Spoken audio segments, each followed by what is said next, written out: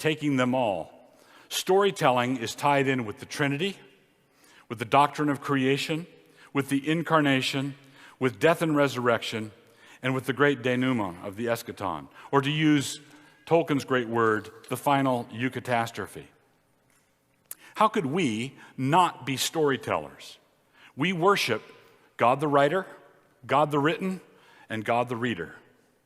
We worship God the writer, God the written, and God the reader. How could we not create? How could we not write books? How could we not read them? We are created in God's image, and He creates. He created us so that we would do this too.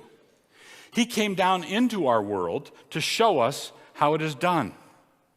His name is Emmanuel, God with us. This God who is with us loves cliffhangers. He loves nail-biters.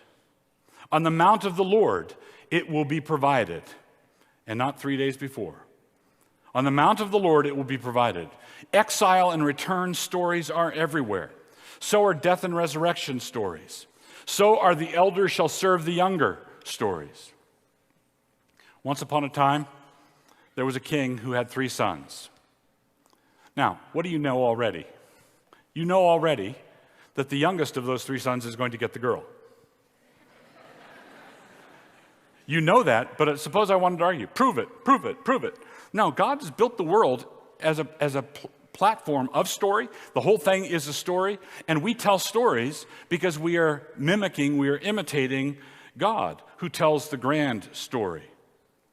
And all these stories, all of them, billions, trillions of stories, the whole thing is going to come together at the last day, as promised in Romans 8:28, with trillions of plot points, all resolved and no remainder.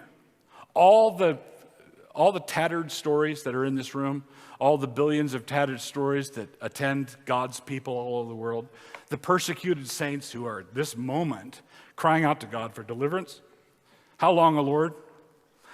All of those things are going to be resolved and no remainder.